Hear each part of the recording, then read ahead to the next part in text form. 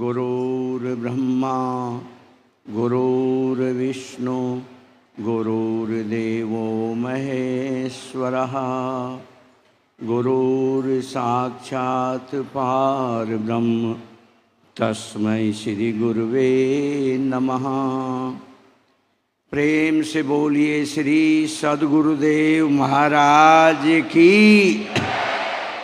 आनंद कंद भगवान की, आदि शक्ति जगत जननी श्री माता जी की, सभी दिव्य महान विभूतियों की, सच्चे दरबार की।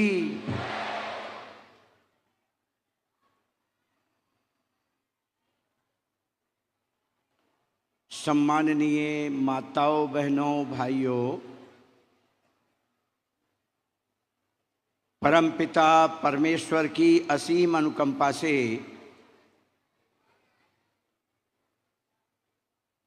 इस बैसाखी के पावन पर्व के अवसर पर अपना आत्म उत्थान करने के लिए श्री गुरु महाराज जी के चरणों में आए हुए हैं, क्योंकि आज तक किसी भी व्यक्ति ने अध्यात्म की गहराइयों को समझा है तो श्री गुरु महाराज जी के सहारे से ही वो आगे बढ़ा है। इसलिए बैसाखी का मतलब ही होता है सहारा।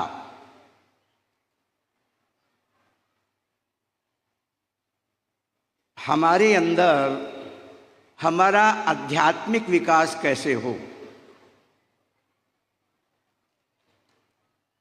इसके लिए हमें आत्मा का अध्ययन करना पड़ेगा, क्योंकि अध्यात्म का मतलब ही होता है आत्मा का अध्ययन, आत्मा की पढ़ाई। और जब एक भक्त श्री गुरु महाराज जी के चरणों में आत्म चिंतन करता है, उनके सहारे से आत्म अध्ययन करता है, तो सबसे पहली सीढ़ी आदमी को अपनी बुराइयां दिखाई देने लगती है। जब तक आदमी को अपनी बुराइयां दिखाई न दे तो इसका मतलब है कि उस व्यक्ति की अभी आध्यात्मिक यात्रा शुरू ही नहीं हुई है। क्योंकि महापुरुष एक अच्छा समाज बनाना चाहते हैं, जिस समाज में समाज के हर व्यक्ति के अंदर मानवीय गुण हो।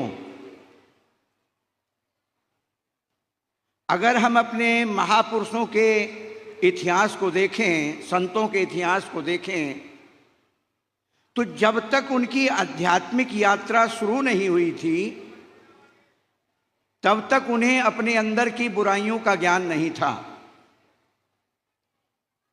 गोस्वामी तुलसीदास जी के विषय में हम लोग सुनते हैं कि गोस्वामी तुलसीदास जी को अपनी पत्नी से इतना मोह था।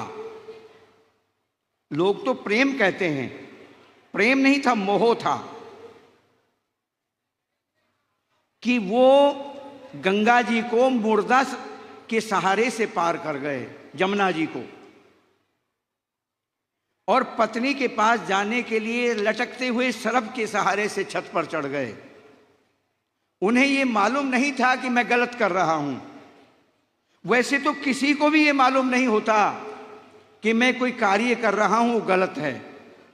जिस दिन उसे ये मालूम हो जाएगा कि मैं जो कार्य कर रहा हूं वो गलत है, तो वो व्यक्ति उस कार्य को करेगा ही नहीं। लेकिन वही तुलसीदास जी महाराज, जब उन्हें आत्म चिंतन करना आ गया, गुरु महाराज जी का सानिध्य मिला,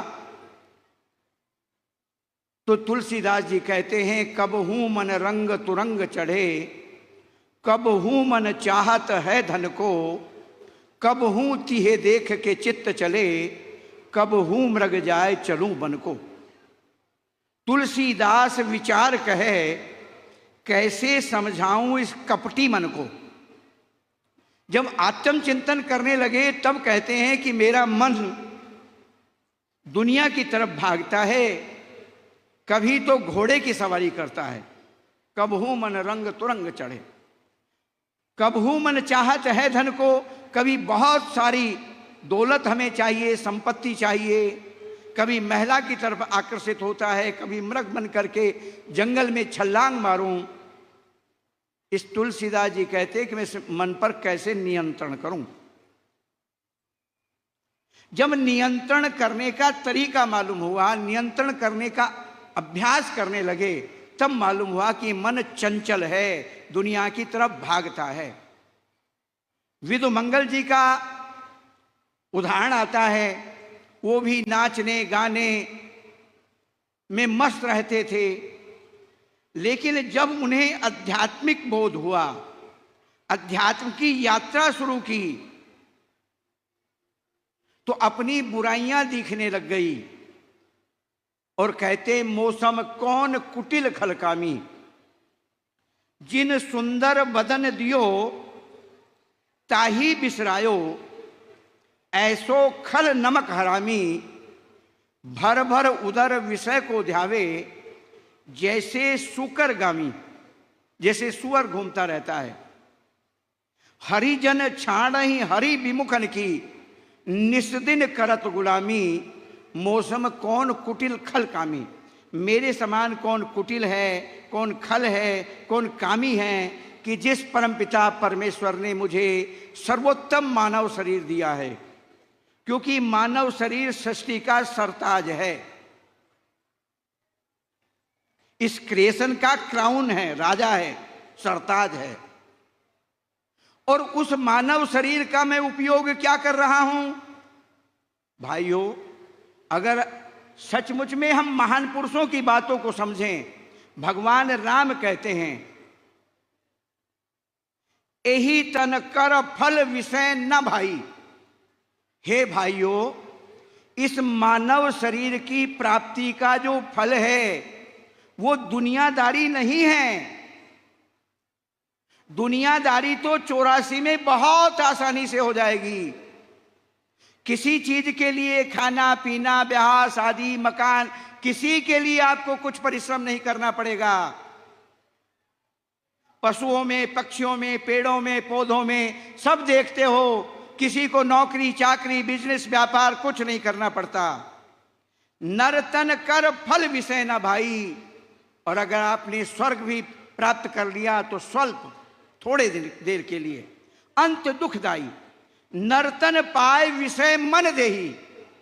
मानव शरीर को पाकर के अगर अपने मन को सांसारिकता में लगाया, आत्म उत्थान में नहीं लगाया, तो भगवान कहते हैं पलट सुधाते सठ बिसलाई। वो व्यक्ति अमृत के बदले में जहर ले रहा है।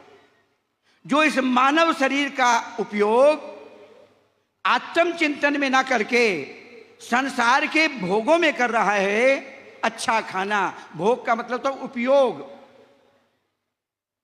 हम अच्छी अच्छी चीजों के उपयोग में कर रहे हैं, तो पलट सुधाते सठ बिसलाई।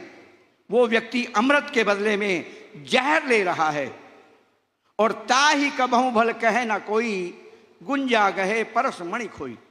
कि क्या कोई उसे भला कहेगा जो घूंघची इकट्ठी करे, चिरमठी इकट्ठी करे और पारस मणि को फेंक दे। हम दुनिया की चीजों में अपने मन को दे करके अपने मानव शरीर का ऐसा ही कर रहे हैं कि जैसे हम चिरमठी इकट्ठी कर रहे हैं, घूंघची इकट्ठी कर रहे हैं और पारस मणि को हम फेंक रहे हैं, लुटा रहे हैं। इसलिए कहते हैं कि ये मानव शरीर बहुत कीमती था और मैंने, जिसने मानव शरीर दिया था, उस भगवान का मैंने चिंतन नहीं किया और विषय भोगों में गवाया। ऐसा मैं खल हूं, कामी हूं, दुष्ट हूं। मौसम पतित न और गुसाई। हे गुसाई, मेरे समान कौन पतित है? बाबा नानक कहते हैं, अब मैं कमन उपाय करूं, यही विधि मन को संशय छूटे, भवनिधि पार तरूं। जन्म पाए कछु भलो न कीन्हो, ताते बहुत डरूं। गुरुमति सुन कछु ज्ञान न उपजो, पशुवत उदर भरूं। अब मैं कवन उपाय करूं। बाबा नानक अपनी बुराइयों को देखते हैं, कहते हैं कि मैं क्या करूं। और गुरुमति सुन कछु ज्ञान न उपजो, गुरु महाराज जी की समझ से भी मेरे अंदर ज्ञान पैदा नहीं हुआ। गुरु महाराज जी नाम से जपने के लिए कहते हैं, संसार की चीजों को त्यागने के लिए कहते हैं, लेकिन मैंने त्यागा नहीं, मैं संग्रह करता रहा। मैं दुनिया की चीजों से अटैचमेंट करने। मोक्ष क्या है? मोह का क्षय। मोह नष्ट हो जाए, सब हमारे और हम सबके। इसलिए गुरु महाराज जी हमें जो है मोक्ष देना चाहते हैं। इसलिए कबीरदास जी कहते, सब संतों ने एक ही बात कही कि भाई अपनी बुराइयों को देखा।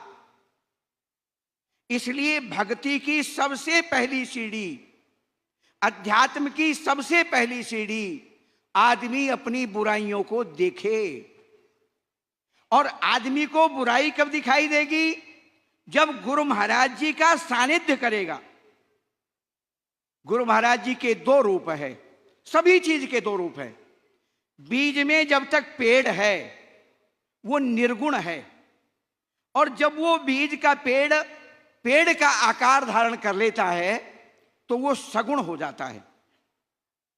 काठ में जब तक आग छिपी है, डोरमेंट है, तब तक वो निर्गुण है।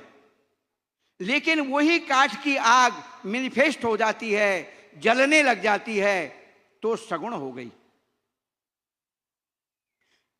वायुमंडल में आर्द्रता के रूप में नमी है, वो निर्गुण है, और वही संघनित हो गई, बूंदों का आकार धारण कर लिया, सगुण हो गई। इसलिए गुरु महाराज जी शब्द के रूप में हम सब के अंदर में है, जिसके लिए कहा गया है कि लाख कोस जो गुरु बसे, दीजे सुरत पठाए, और शब्द तुरी असवार हो, पल पल आवे जाए। इसलिए निर्गुण रूप में गुरु महाराज जी हमारी जीवन शक्ति है, और सगुण रूप के अंदर गुरु महाराज जी हमको हमारी जीवन शक्ति का ज्ञान कराते हैं।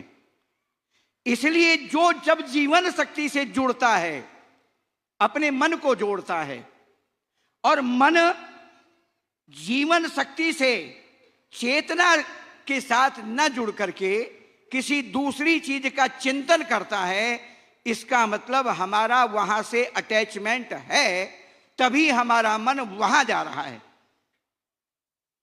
इसलिए उस समय जहां जहां हमारा मन जाता है वो बुराइयां हमारे अंदर है, और तभी से हम धीरे धीरे धीरे धीरे, इसलिए गुरु महाराज जी प्रेम सिखाते हैं। हम लोग प्रेम किसको समझते हैं? प्रेम का मतलब होता है दूसरों का भला, उपकार, कल्याण, विकास। एक्चुअली तो गुरु महाराज जी ही हमसे प्रेम करते हैं, वो हमारे भले के लिए कष्ट उठाते हैं। इसलिए हमें उनके सहारे की सहायता से अपनी बुराइयों को बाहर निकालना है, अपनी बुराइयों को। और जब हमारे अंदर सारी बुराइयां बाहर निकल जाएगी तो हम पवित्र हो जाएंगे। जैसे मैं एक उदाहरण देता हूं, एक मूर्तिकार ने बहुत सुंदर मूर्ति बनाई। लोगों ने कहा, रे वाह, इतनी सुंदर मूर्ति, इतनी सुंदर मूर्ति, इतनी सुंदर मूर्ति। ये तो अभी मुंह से बोल उठे। वो मूर्तिकार कहने लगा कि आप मेरी बड़ाई यूं ही कर रहे हो। ये मूर्ति तो इस पत्थर में पहले से ही विद्यमान थी, मैंने तो इसके ऊपर के कचरे को हटाया है। ये कचरा जिसमें मूर्ति छिपी हुई थी, ये कचरा हट गया और मूर्ति दिखाई देने लग गई। जिसे हम खोजते हैं वो हम ही हैं। हमें अपने ऊपर के कचरे को हटाना है, बुराइयों को हटाना है, और उसके लिए हमें त्याग करना पड़ेगा। क्योंकि बिना त्याग के कुछ भी नहीं मिलता। बाजार में प्यासे हैं, बाजार में प्यासे हैं और आपको एक पानी की बोतल चाहिए, तो जब तक आप बोतल की कीमत नहीं चुकाएंगे तब तक आपको जो है आपकी प्यास नहीं मिटेगी। ऐसे ही ज्ञान को प्राप्त करने के लिए, क्योंकि ज्ञान कोई ऐसी चीज नहीं है, वो स्वतः अपने अंदर गुणों को पैदा करना है, त्याग को पैदा करना है, मोह को मिटाना है। तो जिनसे हमारा मोह है उनसे दूरी बनानी होगी। अब हम ये भी चाहें कि हमारा मोह भी मिट जाए और उन लोगों के अंदर हमारा मन भी जुड़ा रहे, उन्हीं के अंदर। इसलिए साधु महात्मा लोग सेवा की बात करते हैं, और साधु महात्मा लोग पहले से ही हमें प्रार्थना में सिखाया गया, वह शक्ति हमें दो दया निधे, कर्तव्य मार्ग पर डट जावें, पर सेवा पर उपकार में निज जीवन सफल बना जावें। कि हमारी जीवन की सफलता दूसरों के भले में है, दूसरों के विकास में है, दूसरों के उत्थान में है, परहित और परमार्थ में है। भगवान राम श्रीमुख अपने श्रीमुख से कहते हैं कि परहित बस जिनके मन माही, तिन्हु जग दुर्लभ कछु नहीं। कहते जिनके हृदय में दूसरों के भले की भावना है, जो दूसरों के कल्याण के लिए प्रयास करते हैं, दूसरों के उत्थान के लिए मेहनत करते हैं, उनके लिए दुनिया में कोई भी चीज असंभव नहीं है। इसलिए अगर हमें अपने परिवार के मोह को मिटाना है, आखिरी में जिस दिन हम इस दुनिया से जाएंगे, वो जो दुख था, वो दुख सबसे बड़ा दुख होगा।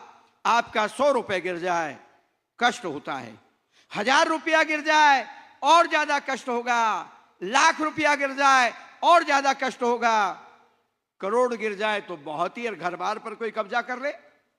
जिस दिन हम इस दुनिया को छोड़ करके जाएंगे, उस दिन ये दुनिया की सभी चीजें हमसे छूटेगी, और जब ये दुनिया की सभी चीजें छूटेगी तो इनको छोड़ने में हमें कष्ट होगा। इसलिए अगर हमने अभी से, इसलिए मैं जिस क्षेत्र से आ रहा हूं, एक ही ऐसा क्षेत्र है जो धर्मपुरी है, धर्मपुरी। और वो धर्मपुरी क्यों उसका नाम पड़ा? कहते हैं कि एक दिन राजा भोज भ्रमण करने के लिए निकले और जिस कार्य के लिए वो निकले थे वो कार्य पूरा नहीं कर पाए। दोपहर, जून का महीना था, दोपहर बहुत 45-46 से ज्यादा डिग्री से ज्यादा टेम्परेचर हो रहा था, भूख प्यास से परेशान थे। एक किसान के पास जाते हैं, कहते हैं भाई मुझे प्यास लगी है, क्या आप पानी पिला देंगे? किसान आध्यात्मिक व्यक्ति था, उसने अपना आधा खाना राजा भोज को दे दिया और आधा स्वयं रख लिया, और दोनों ने मिलकर के बांट करके खाना खाया, पानी पिया। खाना खाने के बाद राजा भोज पूछते हैं कि भाई तुम्हारा खाना तो बड़ा स्वादिष्ट है, कितना कमा लेते हो? कि जी 4 आने। कहा क्या करते हो 4 आने का? कि पहला खाता हूं, दूसरा उधार देता हूं, तीसरा चुका देता हूं और चौथा कुएं में फेंक देता हूं। राजा भोज उस किसान की बात को नहीं समझ पाए। कहा भाई इसका सरलीकरण करके समझाओ। कि जी मैं अपनी आमद के 4 हिस्से करता हूं, एक हिस्सा मैं और मेरी पत्नी दोनों मिलकर के गृहस्थी चलाते हैं, इसलिए मैं और अपनी पत्नी पर खर्च करता हूं एक हिस्सा 25%, और दूसरा उधार देता हूं। मेरे छोटे छोटे नन्हे मुन्ने बच्चे हैं, उनके लालन पालन विकास के लिए मैं 25% उन पर खर्च करता हूं, और तीसरा चुका देता हूं। जब मैं छोटा था मेरे माता पिता ने मेरे ऊपर ऋण चढ़ाया हुआ था, इसलिए मैं अपने माता पिता के खाने पीने, उनकी बीमारी स्वास्थ्य के लिए तीसरा हिस्सा चुका देता हूं जो मेरे ऊपर ऋण चढ़ा था, और चौथा कुएं में फेंक देता हूं। अध्यात्म के ज्ञान के प्रचार और प्रसार में लगा देता हूं, गुरु महाराज जी की सेवा में लगा देता हूं। समझ करके ताली पीटो। कौन ऐसा व्यक्ति है कि जो चौथा हिस्सा अपना लगा देगा? और राजा भोज कहते हैं, आहा, कितना उत्तम व्यक्ति है, कितना महान व्यक्ति है। और अपनी सभा बुलाते हैं और कहते हैं कि एक किसान इतना महान जीवन जी सकता है, एक इतना उत्तम जीवन जी सकता है, अपनी आमद के चौथे हिस्से को, 25% को गुरु महाराज जी की सेवा में, धर्म के कार्य में लगा सकता है। तो क्या हम नहीं लगा सकते? और वहां के लोगों में इस प्रकार से त्याग करने की एक होड़ लग गई, आपस में स्पर्धा हो गई और उस नगरी के अंदर सब लोगों ने अपना चौथा हिस्सा धर्म के कार्यों में लगाना शुरू कर दिया। इसलिए उस सारी नगरी को धर्मपुरी नगरी कहा। उस पूरे क्षेत्र को, जो धर्म का आचरण करने वाले क्षेत्र को, धर्मपुरी कहा। पढ़ा तो मैंने चौथी क्लास में था, 64-65 में, लेकिन जब श्री गुरु महाराज जी वहां धर्मपुरी में पहुंचे तब मुझे मालूम हुआ कि महाराज जी धर्मपुरी क्षेत्र के अंदर आए हुए हैं। इसलिए भाइयों, अगर हम जीवन में कुछ पाना चाहते हैं तो प्रकृति का नियम है, 100 रुपए का सामान 100 रुपए में मिलता है, 1000 रुपए का सामान 1000 रुपए में, लाख का लाख में, करोड़ का करोड़ में। जीवन का ज्ञान जीवन देने से होगा। जीवन देने का मतलब गुरु महाराज जी की आज्ञा का पालन करना। एक ही गुरु महाराज जी की आज्ञा है, ये मन गुरु महाराज जी के चरणों में हम समर्पित कर दें। और ये समर्पित करना सिखाया है गुरु महाराज जी ने कि हम अजपा जाप में मन को जोड़ेंगे तो गुरु महाराज जी के चरणों में मन जाएगा। हम प्रकाश का दर्शन करेंगे तो गुरु महाराज जी के चरणों में मन जाएगा। हम अनंतनाद में अपने मन को लगाएंगे तो गुरु महाराज जी के चरणों में हमारा मन जाएगा। अमृत पान में हम मन को लगाएंगे तो गुरु महाराज जी के चरणों में मन जाएगा। इसलिए श्री गुरु महाराज जी इस संसार को ही स्वर्ग बनाने के लिए आए हैं, समाज की बुराइयों को मिटाने के लिए आए हैं। महापुरुष इस समाज के लोगों की ही बुराइयों को मिटा करके एक अच्छे समाज का निर्माण करते हैं। और ये गुरु महाराज जी की फैक्ट्री है अच्छा मानव बनाने की। इसलिए भाइयों, आज बैसाखी के पर्व पर, क्योंकि हमारा देश बड़ा महान है, आज आसामी भाई बहनों का नया साल है। कल पंजाबी भाई बहनों का नया साल था बैसाखी। परसों नेपाली भाई बहनों का नया साल है। 9 तारीख से हमारा विक्रम संवत शुरू हो रहा था। तो हम इस नए साल के उपलक्ष्य में हम त्याग करेंगे, मन से सुमरण करेंगे और अपने अर्थ का भी हम कम से कम 25% नहीं तो 10% का तो हम नियम बना ही सकते हैं, अगर हमें अपने जीवन को महान और श्रेष्ठ बनाना है। तो इसलिए इतना ही कह करके अपने विचारों को मैं यहीं विश्राम देता हूं। प्रेम से बोलिए श्री सद्गुरुदेव महाराज की।